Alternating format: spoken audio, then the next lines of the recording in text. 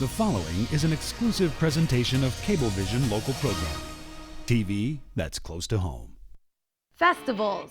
Fest for all. Food. Great. I like this. Ribs. Planes. Stories and more. It's all coming up next on this edition of Cablevision's Neighborhood Journal.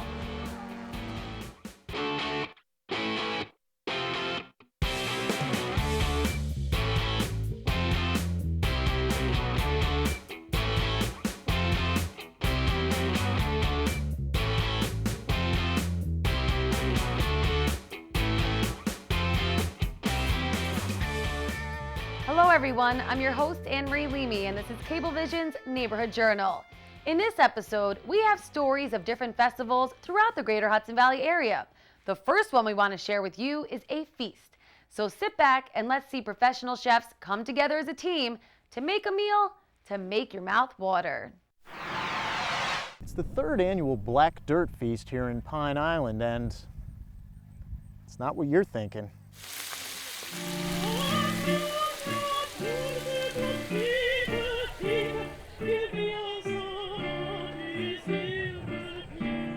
A sumptuous 5-course meal.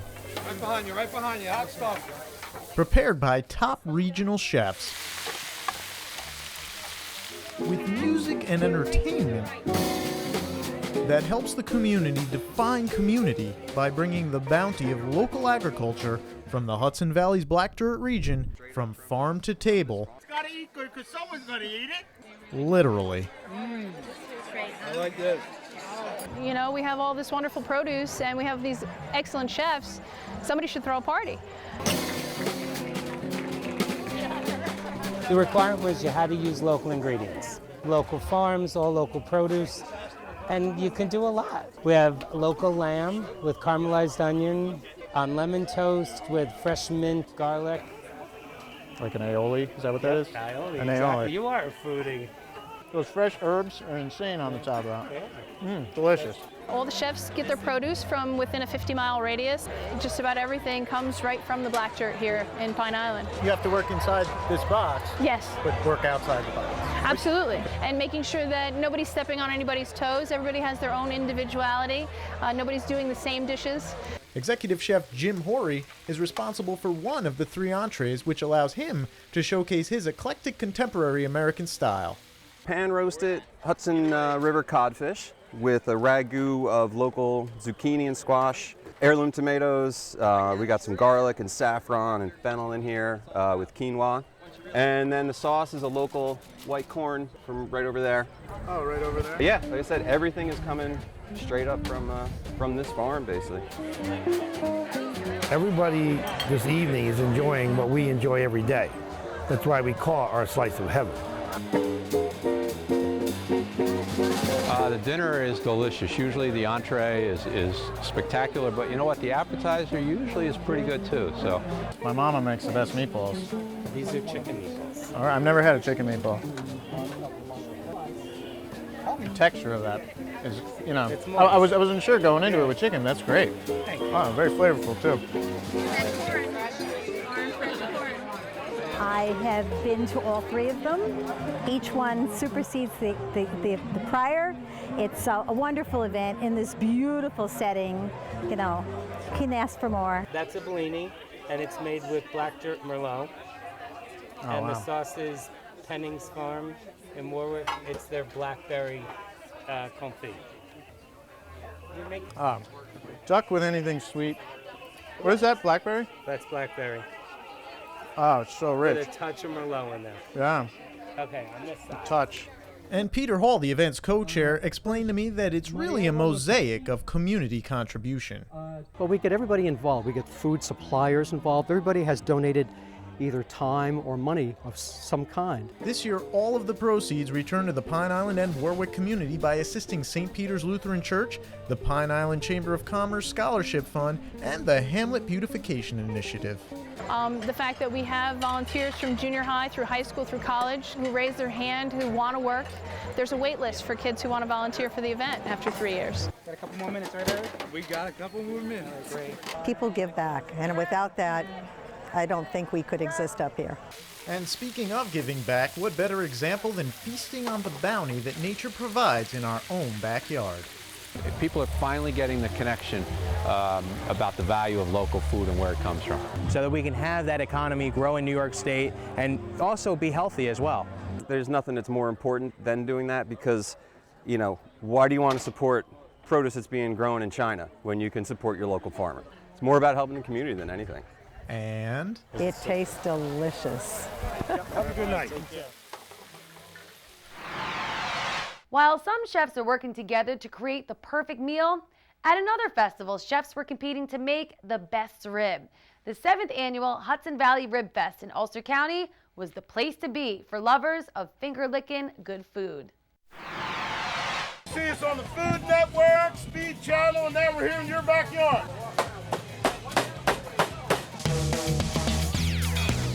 Is it delicious? Have you ever had a better rib than that? Jab it.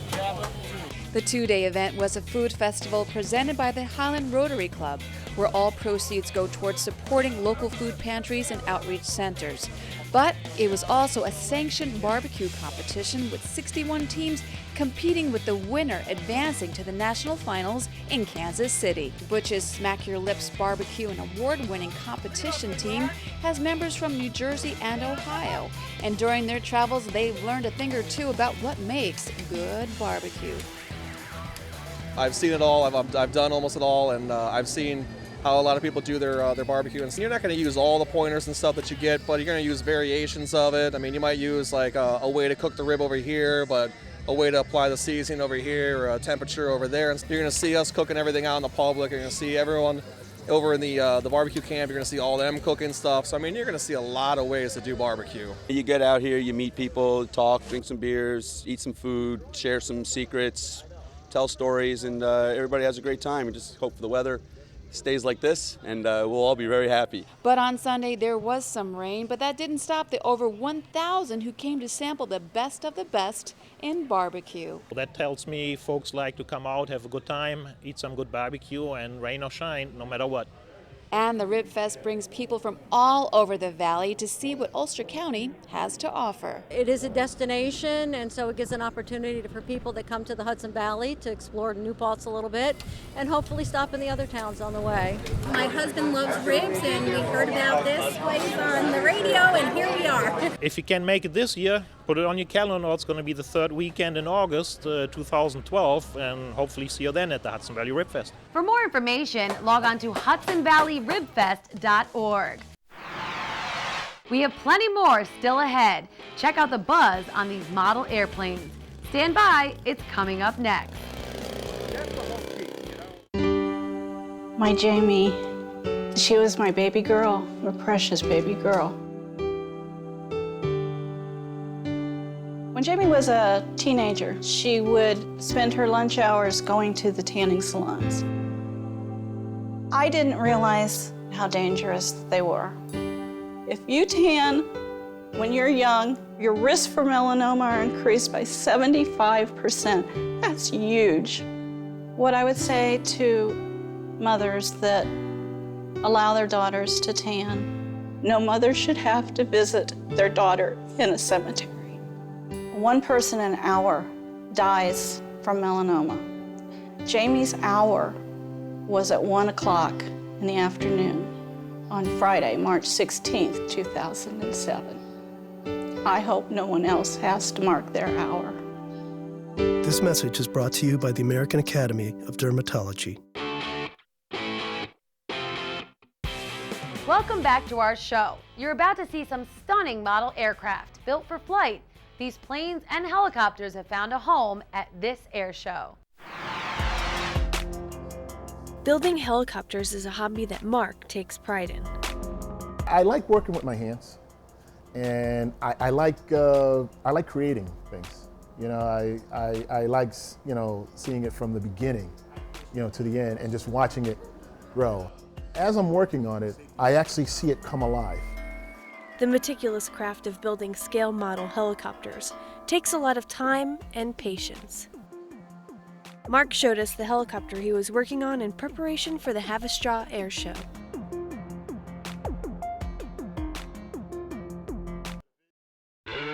on the day of Havistraw's second annual air show, the Fun Fly Day, hosted by the town and the Radio Control Club, who's a member of the AMA. There was great weather and great planes. Well, today is our chance to put ourselves out to the public, and they get to see what we do and where we do it. None of us really knew how big this was going to become or how successful, and it turned out to be very, very successful, so we're all very grateful that we had the chance to come up here and do this in the first place. The town of Havistraw supplied free hot dogs, chips, and water. A raffle allowed winners a chance to take some radio control fun. A highlight of the event was the Rockland Fire and Rescue helicopter, who landed for families to get a glimpse. It lets the public know what this does for them. This belongs to the public. It's a county resource. They're always very excited to see a helicopter. It's an awesome machine. It makes a lot of noise. It looks pretty cool up close, and their questions are interesting. The flying is a lot of fun. I always say that I have the best seat in my office because the view is great. The kids really enjoy that because not too often they get over to jump into a helicopter and see what it's like. Children and non-flyers at the event had the opportunity to do a simulation and then graduate to a buddy box. I actually didn't crash at all. It was great. It was like actually flying a real plane. We want to just introduce people to it and let them see what it's like. So it's a great educational thing for our kids, and it's a fun day. The Radio Control Club is looking for members to join. Check out www.hvRCC.com for more information, or check out www.modelaircraft.org. Producer Jim Frenny takes us to the Maritime Museum to check out some relics that bring our rich Hudson Valley history into focus.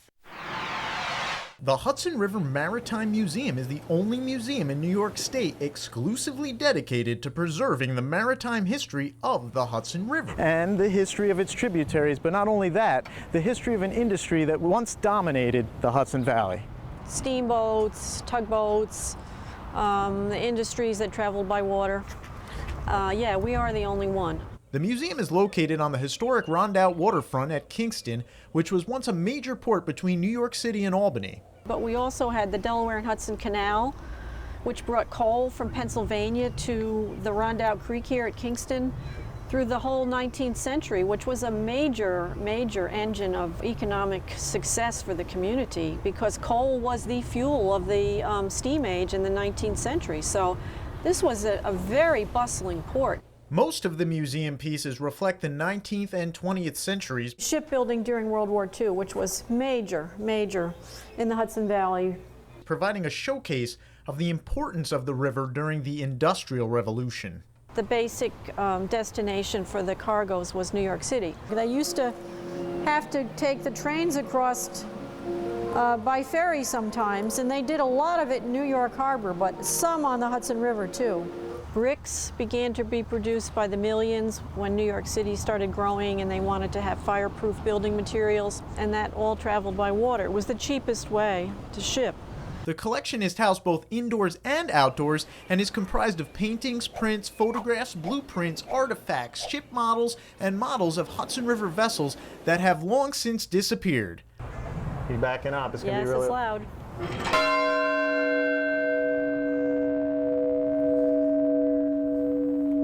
That's a sound, isn't it? Visitors also have the opportunity to look at vessels tied up in the yard and watch the boat traffic on the Rondout Creek.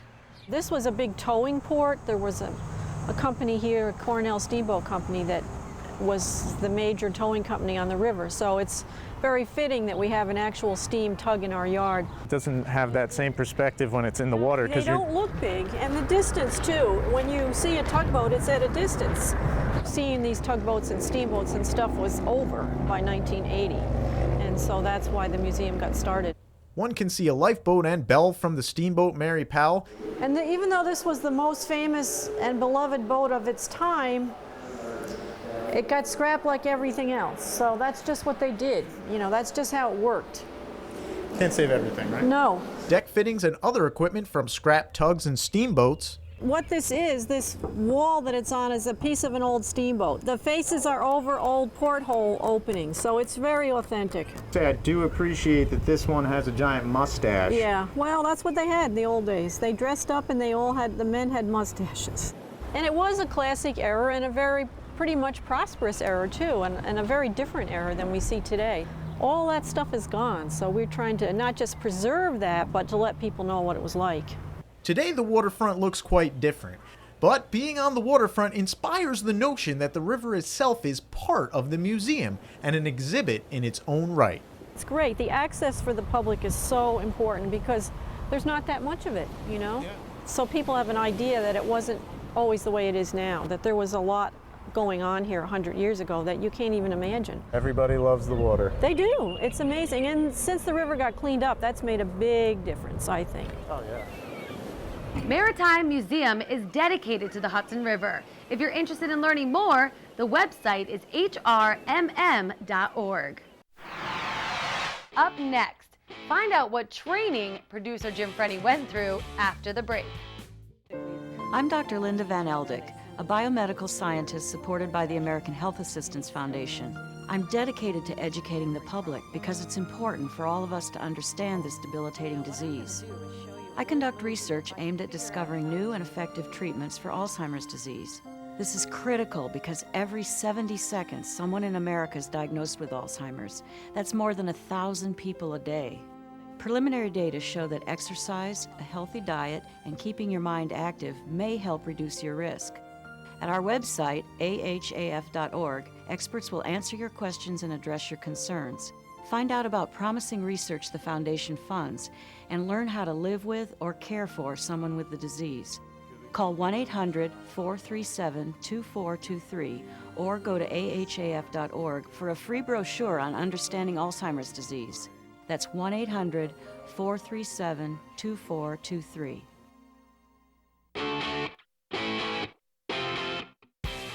I know you're all curious.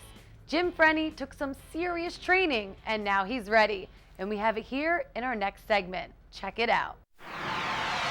The American Red Cross is a household name, not just comprised of volunteers in the business of performing heroic acts, but they are in the business of building heroes. We talk about preparedness, so we want to make sure that we're ready and able to roll when called upon. Classes offered by the Red Cross can not only provide the basic knowledge of valuable life-saving skills, but also the confidence to act in the case of an emergency or disaster situation. I enrolled in the Adult CPR AED course, and it only took 4 hours for me to gain basic knowledge which could save a life. This is a training device only. No shock will be delivered. Good. But what's the need for certification? It's just a kind of insurance that you've learned a certain standard that the Red Cross provides and that you're consistent with other people who have also gone through Red Cross training. What are some things you might hear or smell or taste or feel to indicate that there was an emergency situation happening? People panicking, freaking out. Mm-hmm. Could be situations where you're in the workplace and something happens, somebody collapses. It could be at home, somebody doing, jobs around the house and having an accident and, responding to that. Out in the community, something could happen. Just being there at the right time to be able to help. To check a conscious adult, check the scene for safety. Then look for any life-threatening conditions. Are you okay? We'll talk about before giving care.